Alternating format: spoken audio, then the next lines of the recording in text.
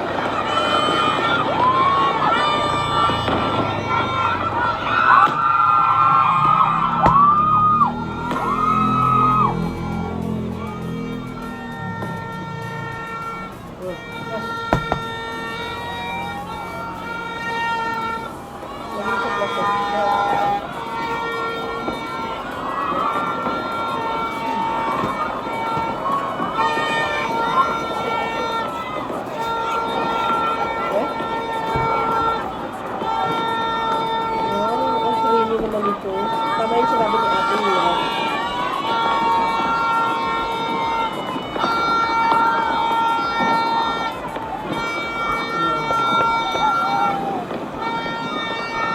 Perfect.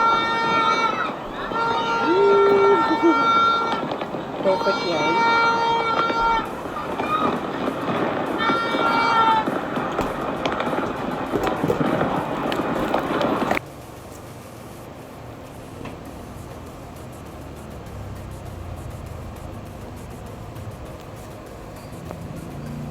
Yan naman po sa sa Rockwell yan Sa Rockwell, alam nyo ang mga Pilipino, sabi nga nila, mahirap ang Pilipino. Saan ka makapaniwala ang mga Pilipino mahirap? Pag ganitong mga okasyon, ay grabe kung mag-celebrate ang mga Pilipino, matindi. Labas lahat ang mga pera, Paano nila, paano nila hina-hands-on, ang pag-celebrate ng New Year's. Hindi lang po sa fireworks. Pagdating din sa pagkain, mga lechon, grabe, lechon manok, kung ano-ano pa. Matindi talaga Kaya believe ako talaga sa bansang Pilipinas. Siyempre, proud ako bilang isang Pilipino, Dahil kung mag-celebrate ng New Year, matindi. Walang makakatalo O kaya minsan nakikita ko sa ibang bansa parang gumagaya na din sila, pero wala pa din nakakatalo sa Pilipinas sa lubong ng bagong taon. Nako, lalo na po sa Maynila, grabe, antindi. Shout out sa mga Marcos Loyalist supporters, Filipino and OFW, sa ating mga kababayan sa Amandako, sa Bundo. Shout out and Happy New Year. Today is January 1, 2026.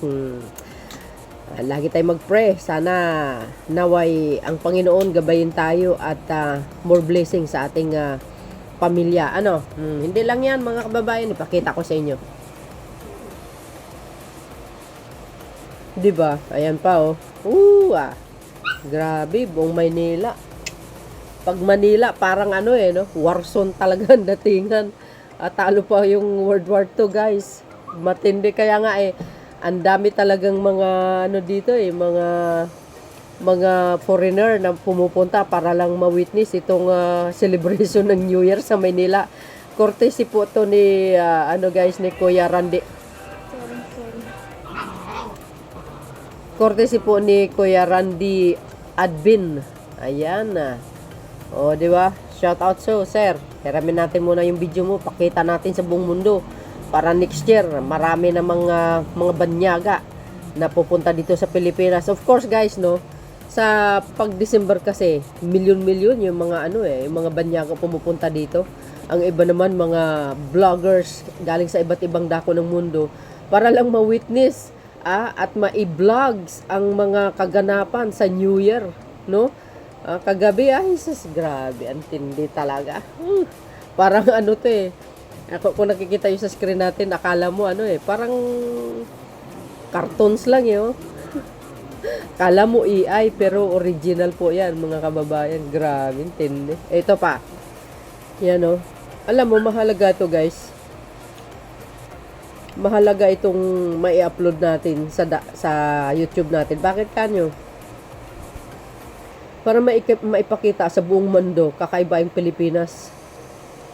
Pilipinas ang the best na New Year sa kasaysayan ng mundo, guys. Ayan pa, grabe. Buong Maynila talagang umuusok. Sa paputok, mga best. Fireworks. Yan. Di ba? Ito courtesy naman ni Hungry Viajeros. Wow, shout out, sir.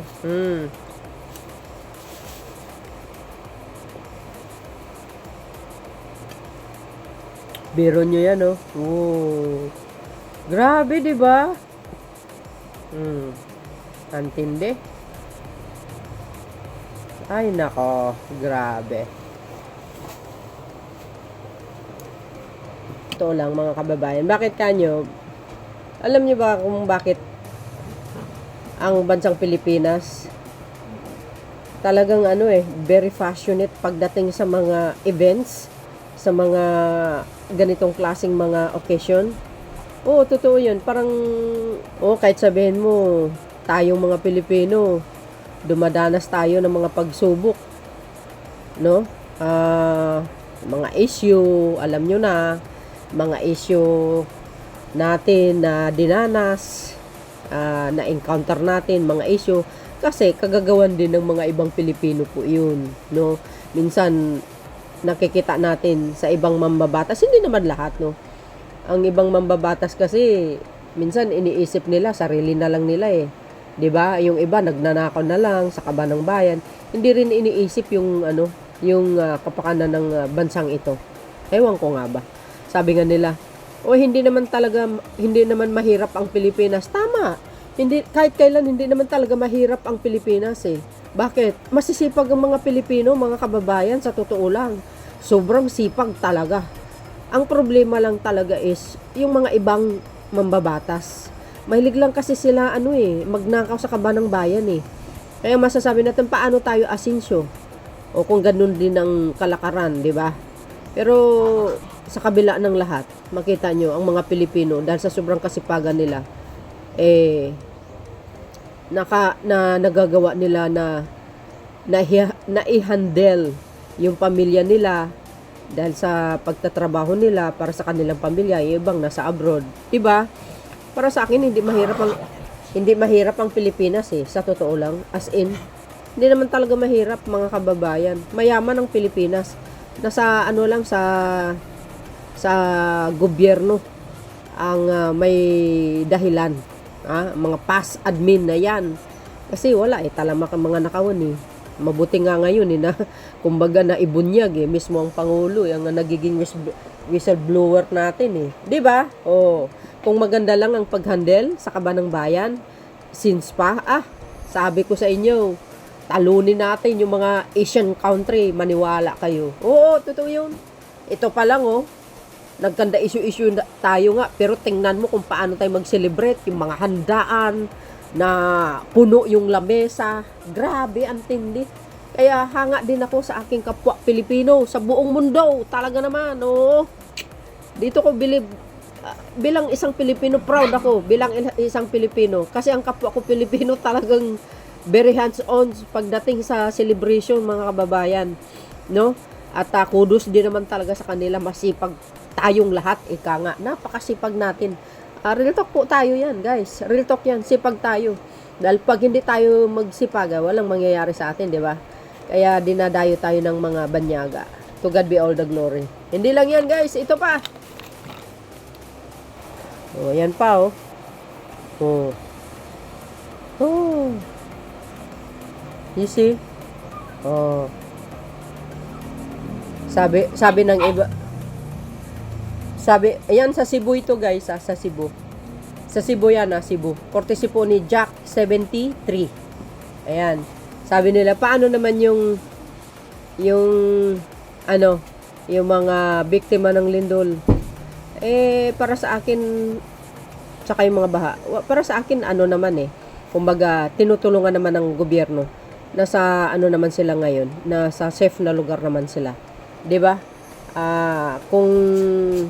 Kung ang sinasabi ng iba, nagagawa pa nila mag-celebrate, 'di ba? Despite of all the struggles that na-encounter natin in last 2025, pero ang pamahalaan hindi naman nagpababaya, 'di ba? Oh. Ayan, sa Cebu po ito, guys, Today is January 1, 2026 tayo ngayon. Iba naman ang usapan, 'di ba? Iba naman yung yung natamaan ng mga lindol. Okay na yun sila. Sapat naman ang tulong na galing sa government. Siyempre, dahil New Year, paghandaan natin. Para na hindi naman tayo masyadong malungkot sa New Year, 'di ba? Ganun tayo mag-celebrate Cebu ito, guys, Cebu. Cebu po ito. Oh, ayan. Grabe, no? Saan man sulok sa Pilipinas. Ay, nako. Talaga naman mayroong magandang bunggahang celebration, ika nga. So, yun. Nakita nyo yan? Obvious na iya diyan. Di ba? Tingnan nyo yung mga aeroplano. Antindi talaga. Grabe talaga ang Pilipinas kung mag-celebrate. Look at that. Wow! You see, guys? Oh! Woohoo! Wow! Tindi talaga. Grabe. One of the best fireworks in the whole world. Yan. One of the best New Year in the universe. Walang iba kundi ang Pilipinas. The best talaga, matindi, mga kababayan. Look at that. Alata naman na iya kasi yun, Philippine Airlines. Nakabalandra. Grabe, no? Oh. Yuhu.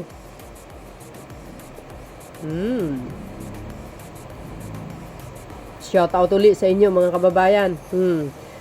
For sure masaya ang New Year nyo. Yung iba tulog pa siguro hanggang alas 3. Siyempre inuman yan, alas 4, singing, karaoke, hindi nawawala yan Kaya gustong-gustong mga banyaga pumunta dito dahil sa celebration natin na napakaganda. Parang Warzone talaga Galing talaga. Wow, galing. Tindi. Shoutout sa inyo uli, mga kababayan. See you again next year. Basta Pinoy, the best. Pang world class ang New Year's talaga. Pagdating sa handaan, yummy! Delicious! So, yun. Ito naman sa Panglao. Wow! Courtesy ni ni Sano Nibay. Ayan, Aluna Beach, Panglao. M-Gows. Grabe, guys. Buong Pilipinas, matindi, Ayan, Ayan, Panglao Beach, Aluna Beach, Panglao yan, Grabe, mga foreigner. Happy New Year. Ayan, Tindi, All over the Philippines, mga bes. Ayan, Aluna Beach, Panglao, Agay. Diba? Social ang Pilipinas. Sabi sa inyo walang mahirap. Mayayaman ang mga Pilipino. Sabi nga nung isang nagko-comment, guys. Mayaman ang mga Pilipino Tingnan nyo pag New Year, grabe, bongga yung celebration. Dahil sa sobrang yaman ng Pilipino, o yan, ninanakaw ang kaban ng bayan. Sobra-sobra pera ng Pilipinas. Ninanakaw na lang. Oy, nako. Parang tutuno, di ba? So yun mga kababayan, ang dami nito. But anyway, shout out sa buong Pilipinas, mga Pilipino na nag-celebrate. Happy New Year everyone! Thank you guys for watching. See you again on my next upload. Bye bye bye and babus. God bless Philippines!